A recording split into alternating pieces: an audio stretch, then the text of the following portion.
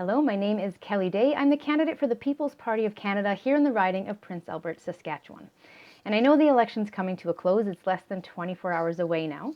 So this will be a video that's circulating post-election, and it might be viewed by those that aren't living in Canada, but it's still very relevant. It's relevant to any of those people who are being accused of being climate change deniers or anti-science, people that are being told that they don't care about the earth, they don't care about their children, and so on. And that includes the PPC here in Canada. We do have sort of the most unpopular climate change platform when it comes to those who consider themselves more progressive. And ultimately, we are speaking very differently than the other parties, and that gets us labeled all kinds of things. But they're not true. The labels aren't true, and that's what I want to talk about today. I'm not here to change your mind on climate change. I'm just here to ask you to consider that maybe some of the people who aren't as worried about carbon emissions as yourself, they might not be terrible people that don't care about the land. Often they're people who are environmentalists or conservationists themselves. They often lead a very eco-friendly lifestyle. But for some reason, they're getting shut down now just because of their views on CO2, even if they have valid ideas and solutions moving forward for other environmental issues. And I want to make sure we don't shut down many of the voices that could actually help us do something substantial in the future.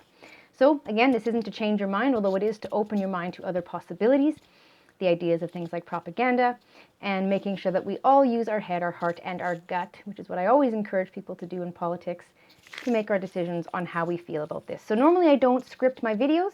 However, I don't want to miss a thing here, so I am going to be reading something that I had prepared for an environmentalist group that had asked multiple questions about the climate emergency, in their words. And I had wrote sort of an official statement. So I'm just going to read that out. It's quite brief, so please do stick with me. Unlike other political parties, the PPC rejects climate alarmism. This is not based on climate change denial, rather a recognition of important elements that are not being considered by ruling politicians and the mainstream media. I have in my records a list of 90 Italian scientists who have signed a petition saying there is no climate emergency, and that the creation of fear, depression, and anxiety in our children is irresponsible.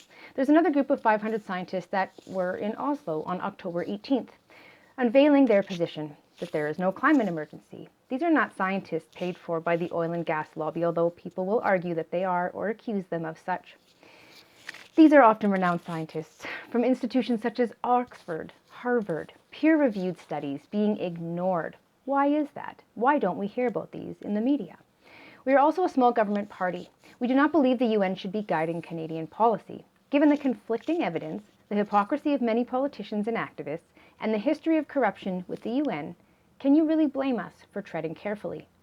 We can fixate on and regulate CO2, but this does nothing to stop environmental degradation. I am a conservationist and a steward of the land, as are many in the PPC. I also have chemical sensitivities and health issues, so this topic really matters to me. But regulating CO2 does not provide First Nations with clean drinking water. It does not protect our forests. It does not take into account the real environmental impact of many green technologies, such as rare earth mineral mining for the creation of solar panels, as just one example.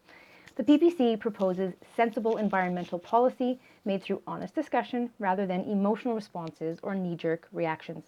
We encourage citizens to look at some of the breakthrough ideas that the free market in Canada has come up with for compost, waste management, and pollution, areas that are largely ignored despite their importance.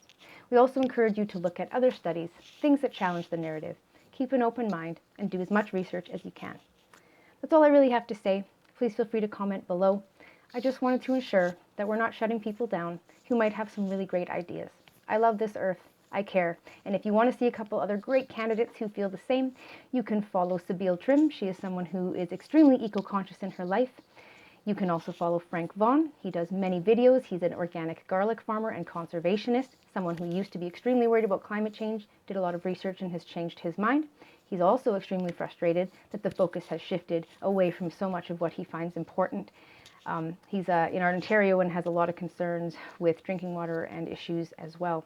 And the other is David Haskell. He's a professor and a fellow candidate in the PPC, and he has many great studies to talk about, many videos, interviews, debates where he speaks of this issue as well. So between him and Frank, you can find a lot of great info. I'm going to leave links to their channels in the description below and a link to Sabile Trimm's Twitter account, as I'm not sure if she has a YouTube channel. Please do check them out. And if you have any questions, do let me know.